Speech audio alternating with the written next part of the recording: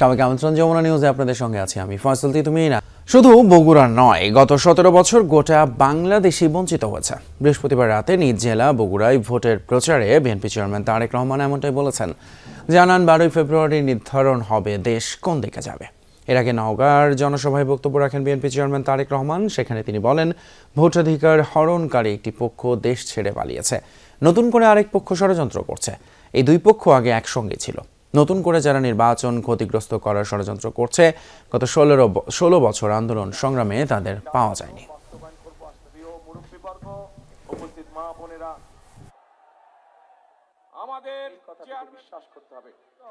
এই নির্বাচনে আমাদেরকে দেশের মানুষকে একটি সিদ্ধান্ত নিতে হবে। এই নির্বাচনটি শুধু নির্বাচনই নয়, এই নির্বাচনটি নিশ্চিত করবে আগামী দিনে এই দেশের মানুষের জবাবদিহিতার মূলক সরকার তৈরি হবে কি হবে না। 12 ফেব্রুয়ারি নির্বাচন যেন কেউ বানচাল করতে না পারে সে বিষয়ে জনগণকে সজাগ থাকার আহ্বান জানিয়েছেন বিএনপি চেয়ারম্যান তারেক রহমান। বলেছেন, বিএনপি ঝগড়া ফ্যাসাদ নয়, শান্তিতে বিশ্বাসী। নির্বাচন ঘিরে অনাকাঙ্ক্ষিত ঘটনা ঘটলে সুষ্ঠু তদন্ত করে দায়ীদের বিরুদ্ধে ব্যবস্থা নিতে সরকারের প্রতি আহ্বান জানান তিনি। রাজশাহীতে নির্বাচনী পথসভায় বিএনপি চেয়ারম্যান ভোটে জয়ী হলে পদ্মা ব্যারেজ নির্মাণ, বরেন্দ্র প্রকল্প চালু সহ 10,000 টাকা পর্যন্ত কৃষি ঋণ মওকুফের আশ্বাস দেন।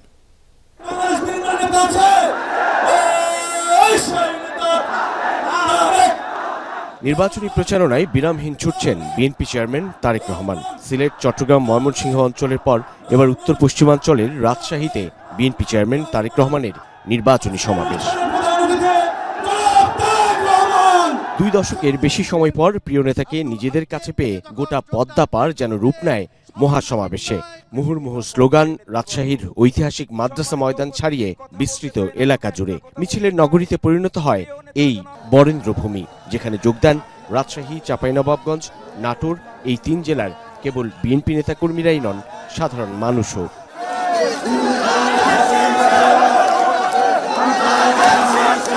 তিন জেলার 13টি সংসদীয় আসনে বিএনপি মনোনীত প্রার্থীকে জনগণের সামনে তুলে ধরে তারেক রহমান ভোট চাইলেন ধানের শীষের পক্ষে। উত্তরাঞ্চলের সবকটি আসনে জয়ী হয়ে ক্ষমতায় গেলে স্থানীয় মানুষের উন্নয়নে নানান পরিকল্পনার কথা তুলে ধরেন বিএনপি চেয়ারম্যান। আশ্বাস দেন রাজশাহীতে বিশেষায়িত হাসপাতাল, পদ্মা ব্যারেজ নির্মাণ, পদ্মা নদী ও খাল খনন, আমের হিমাগার স্থাপন, বরেন্দ্র প্রকল্প চালু সহ রাজশাহী অঞ্চলের জীবন জীবিকা কেন্দ্রিক নানান উদ্যোগ গ্রহণের। ধানের শীষ সরকার গঠন করলে ইনশাআল্লাহ আমরা পদ্মা ব্যারেজ নির্মাণের কাজে হাত দিতে চাই। রাজশাহীতে আমরা বিশেষায়িত কোনো হাসপাতাল তৈরি করতে পারি কিনা, যার ফলে এই এলাকার মানুষ সহ সমগ্র দেশের মানুষ চিকিৎসা সুবিধা পায়।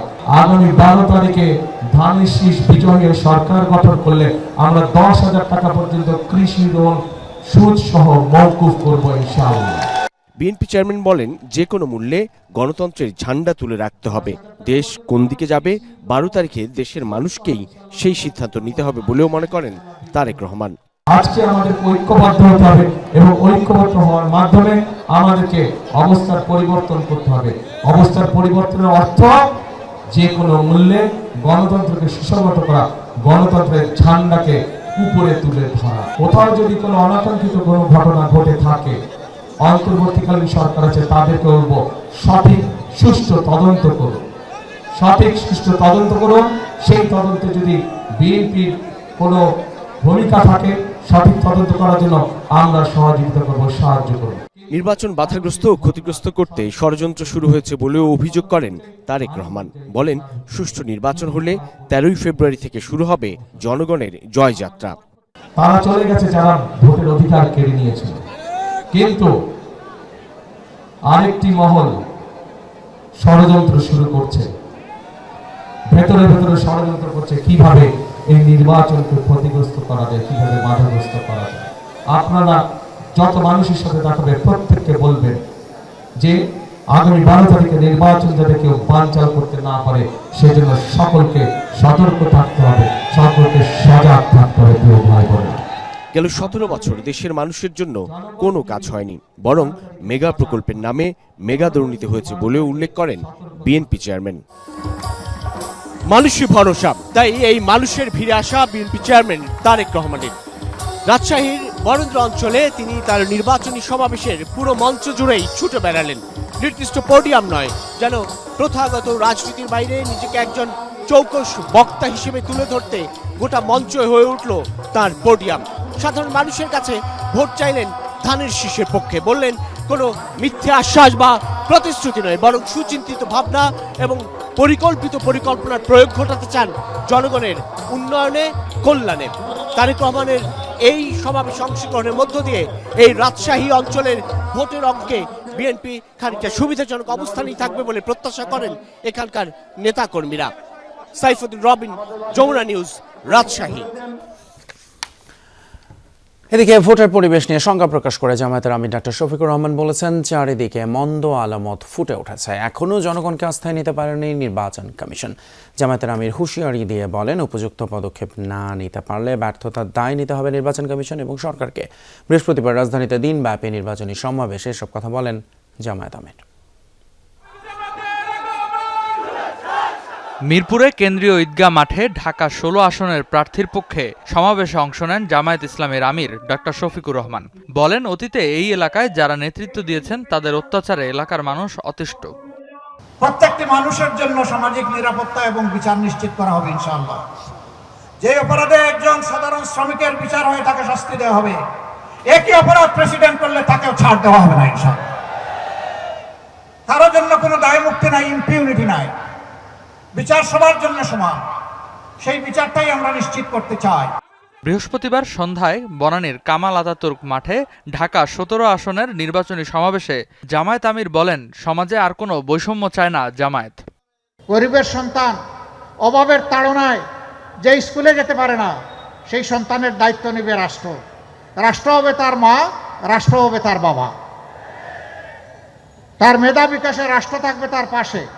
ওই যে বলেছি না, শ্রমিকের সন্তানও ইনশাল্লাহ আগামীতে হবে বাংলাদেশের প্রধানমন্ত্রী। ওই প্রতিভাগুলোকে আমরা চমকে দিতে চাই, আমরা বিকশিত করতে চাই, আমরা লুফে নিতে চাই, আমরা বুকে তুলে নিতে চাই। আমরা সেই মানবিক বাংলাদেশ করতে চাই। এরপর ব্যবসায়ী নেতাদের সঙ্গে সংলাপে অংশ নেন ডক্টর শফিকুর রহমান। আমাদের নিজস্ব কোনো এজেন্ডা নাই। এজেন্ডা এতটুকু যে আল্লাহ তাআলা মানুষের আমানতের বোঝা আমাদের ঘাড়ে দিয়েছেন। We are compelled to serve the people. এর আগে সকালে মিরপুর 10 নম্বরে নিজ নির্বাচনী এলাকায় মাল্টিমিডিয়া বাসের উদ্বোধন করেন 11 দলীয় ঐক্যের প্রধান। ভোট চান দাঁড়িপাল্লায়। এদিন ঢাকা 15 আসনের নির্বাচনী কার্যালয় উদ্বোধন করে অভিযোগ করেন, জনগণের প্রতি আস্থা না থাকায় শেরপুরে হামলা চালিয়ে জামাত নেতাকে হত্যা করা হয়েছে। এই ঘটনা ইঙ্গিত করে জনগণের উপর আস্থা নাই।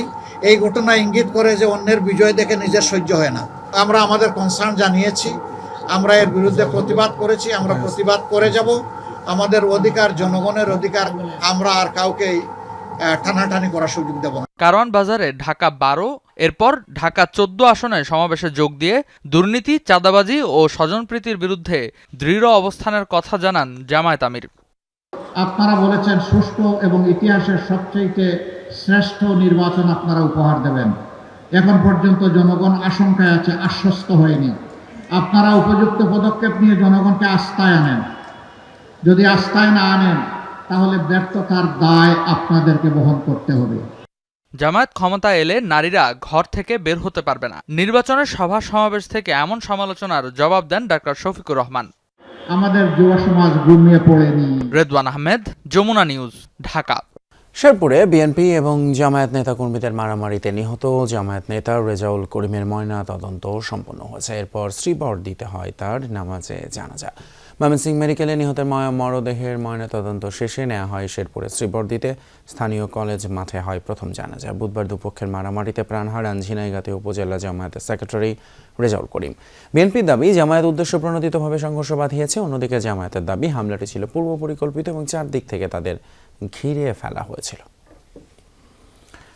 এদিকে শেরপুরে জামায়াত নেতা নিহতের ঘটনায় সংশ্লিষ্ট ইউএনও এবং ওসিকে প্রত্যাহারের সিদ্ধান্ত নিয়েছে নির্বাচন কমিশন। বৃহস্পতিবার বিকেলে সাংবাদিকদের সাথে এক ব্রিফিংয়ে এই সিদ্ধান্তের কথা জানান ইসি সচিব আক্তার আহমেদ। প্রশাসনিক সিদ্ধান্ত হিসেবে এই মুহূর্তে ইউএনও এবং ওসিকে প্রত্যাহার করার সিদ্ধান্ত নেওয়া হয়েছে। বাকি যে প্রসিডিউরাল অ্যাসপেক্টস সেগুলো নিশ্চিত করা হবে। ইউএনও এবং অফিসার ইনচার্জ পুলিশের ওসি। খুলনা 5 আসনে ডুমুরিয়া উপজেলার বিভিন্ন এলাকায় গণসংযোগ করেছেন জামায়াতের প্রার্থী মিয়া গোলাম পারওয়ার। শেরপুরের শ্রীবরদীতে দুপক্ষের মারামারিতে জামায়াত নেতার মৃত্যুর ঘটনায় বিচার বিভাগীয় তদন্তের দাবি জানান তিনি। লালমনিরহাট 1 আসনে নির্বাচনী প্রচারণায় অংশ নেন ইসলামী আন্দোলনের আমির সৈয়দ রেজাউল করিম। এ সময় অন্য একটি দলের কর্মকাণ্ড নিয়ে মন্তব্য করেন তিনি। মৌলভীবাজার 4 আসনে এনসিপির পথসভায় অংশ নেন নাহিদ ইসলাম ও আসিফ মাহমুদ সজীব ভূঁইয়া। বলেন, আগে একটি দল ফ্যাসিস্টদের নামে ঢালাওভাবে মামলা করে বাণিজ্য করেছে, এখন ভোটের সময় এগিয়ে আসায় তারা মামলা তুলে নেয়ার কথা বলে প্রতারণা করছে।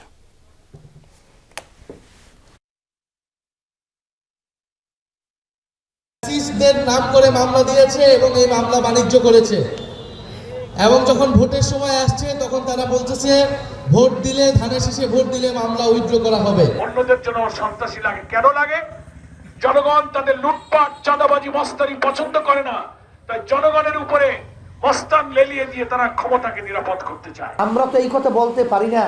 জামাতের আমির যেরকম বলেছিল, বেশ ছেলেরা সরো, মেয়ে বন্ধুরা এখন তোমরা আসো, তার পাশে বসিয়ে সেলফি তোলে এই মুরব্বী মানুষ। শেরপুরে বিএনপি এবং জামায়াতের নেতাকর্মীদের সংঘর্ষের ঘটনার পর সতর্ক ঢাকার বিএনপির প্রার্থীরা। সর্বোচ্চ সতর্কতায় রাজধানীর পাড়া মহল্লায় ভোটের প্রচার চালাচ্ছেন তারা। ভোটের পরিবেশ সুস্থ রাখতে সহযোগিতা চেয়েছেন প্রতিদ্বন্দ্বী প্রার্থীরা। রাজধানীর গোড়ানে গণসংযোগ করেন ঢাকা 9 আসনের বিএনপি প্রার্থী হাবিবুর রশিদ হাবিব। এ সময় শেরপুরে সংঘর্ষের ঘটনায় উদ্বেগ প্রকাশ করেন তিনি। ঢাকা 4 আসনের প্রচারণার সময় বিএনপি প্রার্থী কথা বলেন জামায়াতের নারী নেত্রীর উপর হামলার অভিযোগের বিষয়ে। ঢাকা 16 আসনে আমিনুল হক, ঢাকা 18 আসনের SM জাহাঙ্গীর ও ঢাকা 11 আসনে MA কাইয়ুম প্রতিশ্রুতি দেন ভয়হীন ঢাকার, সন্ত্রাস চাঁদাবাজ মুক্ত নগরী করার। শাহবাগে ব্যবসায়ীদের সাথে বৈঠক করেন ঢাকা 8 আসনের বিএনপি প্রার্থী মির্জা আব্বাস। বিকেলে গণসংযোগে বের হন ঢাকা 10 আসনের রবিউল আলম রবি, ঢাকা 6 আসনের ইশরাক হোসেন সহ বিএনপির অন্যান্য প্রার্থীরা।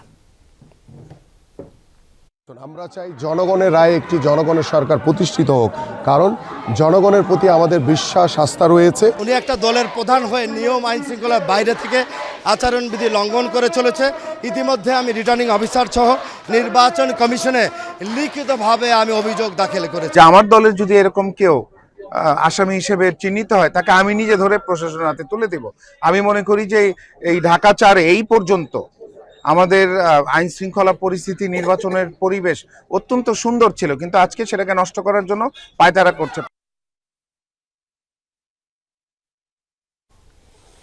নাটোর 3 আসনে স্বতন্ত্র প্রার্থী নির্বাচনী প্রচারণার সময় তার সমর্থকদের উপর হামলার অভিযোগ উঠেছে, যাতে আহত হয়েছেন 3 জন। বৃহস্পতিবার বিকেলে উপজেলার বিয়াস মাবিয়ার মোড়ে এই ঘটনা ঘটে।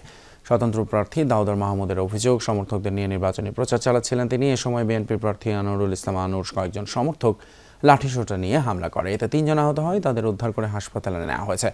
তবে ধানের শীষের প্রার্থী জানান তার সমর্থকরা কোনো হামলা করেনি। এই ঘটনায় এখনও কোনো লিখিত অভিযোগ দেওয়া হয়নি। টাঙ্গাইল গ্যাস ক্ষেত্রে বিস্ফোরণের মামলায় অবশেষে জয় পেয়েছে বাংলাদেশ। 2005 সালে সংঘটিত ভয়াবহ এই বিস্ফোরণের ঘটনায় কানাডিয়ান কোম্পানি নাইকোকে ক্ষতিপূরণ বাবদ 4 কোটি 20 লাখ মার্কিন ডলার দিতে হবে, যা বাংলাদেশের মুদ্রায় প্রায় 516 কোটি টাকা সমান। নির্দেশ দিয়েছেন ওয়াশিংটন ভিত্তিক আন্তর্জাতিক tribunal, international centre for settlement of investment disputes, ICSID। নাইকোর অবহেলায় এই বিস্ফোরণের ঘটনা ঘটে বলে জানানো হয়। 2005 সালে 2টি মারাত্মক বিস্ফোরণ হয় ট্যাংরাটিলা গ্যাস ক্ষেত্রে। এর ফলে পুড়ে যায় গ্যাস ক্ষেত্রের মজুদ গ্যাস। ব্যাপক ক্ষতি হয় আশেপাশের স্থাপনা ও সম্পদের। এজন্য নাইকোর কাছে 746 কোটি টাকা ক্ষতিপূরণ দাবি করে পেট্রোবাংলা। অবহেলাজনিত এই ক্ষতিপূরণ দিতে অস্বীকৃতি জানায় বহুজাতিক প্রতিষ্ঠানটি। পরবর্তী সময়ে 2007 সালে স্থানীয় নিম্ন আদালতে মামলা করে পেট্রোবাংলা এবং নাইকোর ফেনী গ্যাস ক্ষেত্রের গ্যাস বিল পরিশোধ বন্ধ করে দেয়া হয়। হাইকোর্ট বাংলাদেশে থাকা নাইকোর সব সম্পদ বাজেয়াপ্ত এবং সম্পাদিত চুক্তি বাতিলের নির্দেশ দেন।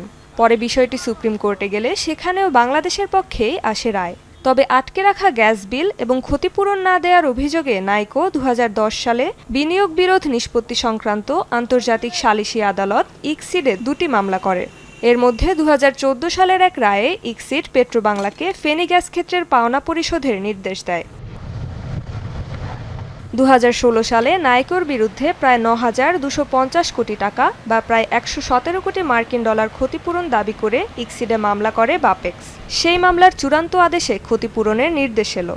আন্তর্জাতিক ট্রাইব্যুনাল রায়ে উল্লেখ করেছে, নাইকোর তত্ত্বাবধান ও ব্যবস্থাপনাতে খনন কাজ পরিচালিত হচ্ছিল।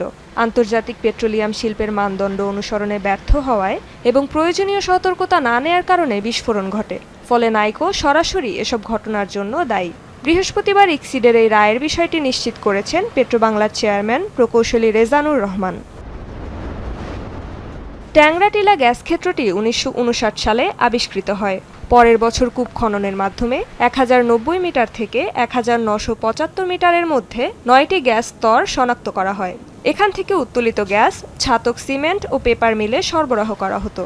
প্রায় 26.46 বিলিয়ন ঘনফুট গ্যাস উত্তোলনের পর পানি উঠে আসায় কূপটি বন্ধ করে দেওয়া হয়।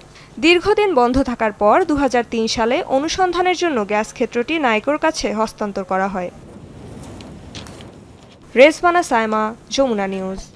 দায়িত্বশীল আচরণের অভাবে দেশের পর্যটন শিল্পের অপার সম্ভাবনাকে কাজে লাগানো যাচ্ছে না বলে মনে করেন তথ্য উপদেষ্টা সৈয়দা রিজওয়ানা হাসান। বৃহস্পতিবার সন্ধ্যায় রাজধানীর একটি হোটেলে দি বাংলাদেশ মনিটর ও গ্যালাক্সি গ্রুপের যৌথ আয়োজনে এক সম্মাননা প্রদান অনুষ্ঠানে তিনি কথা বলেন। অভিযোগ করেন সেন্ট মার্টিন নিয়ে অপপ্রচারের সময় পর্যটন সংশ্লিষ্টরা নিশ্চুপ ছিলেন।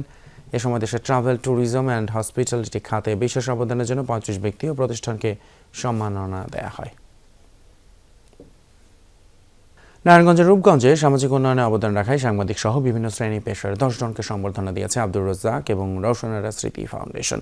বৃহস্পতিবার বিকেলে উপজেলার নগরপাড়া সরকারি প্রাথমিক বিদ্যালয় মাঠে এই অনুষ্ঠানের আয়োজন করা হয়। অনুষ্ঠানে অতিথিরা বলেন, সমাজ উন্নয়নে যারা নীরবে কাজ করেন তাদের স্বীকৃতি দিলে নতুন প্রজন্ম অনুপ্রাণিত হবে। সংবর্ধনার পাশাপাশি ব্রাইট শিশু কানন স্কুলের বার্ষিক ক্রীড়া প্রতিযোগিতার বিজয়ীদের মাঝেও পুরস্কার বিতরণ করা হয়। অনুষ্ঠিত হলো নেভি অ্যাঙ্করেজ স্কুল অ্যান্ড কলেজের বার্ষিক ক্রীড়া প্রতিযোগিতা। এতে প্রধান অতিথি হিসেবে উপস্থিত ছিলেন প্রতিষ্ঠানটির গভর্নিং বডির চেয়ারম্যান আব্দুল্লাল মাকসুস। বিশেষ অতিথি হিসেবে উপস্থিত ছিলেন ফারজানা বেগম। অনুষ্ঠানে শিক্ষার্থীদের বিভিন্ন ইভেন্টে ক্রীড়া প্রতিযোগিতা অনুষ্ঠিত হয়। মোট 4টি হাউস এতে অংশ নেয়। এছাড়া হাউস ভিত্তিক কুচকাওয়াজে প্রায় 150 শতাধিক এবং শিল্প ও সাহিত্যের বাংলাদেশ থিমে প্রায় 300 শিক্ষার্থী অংশগ্রহণ করে।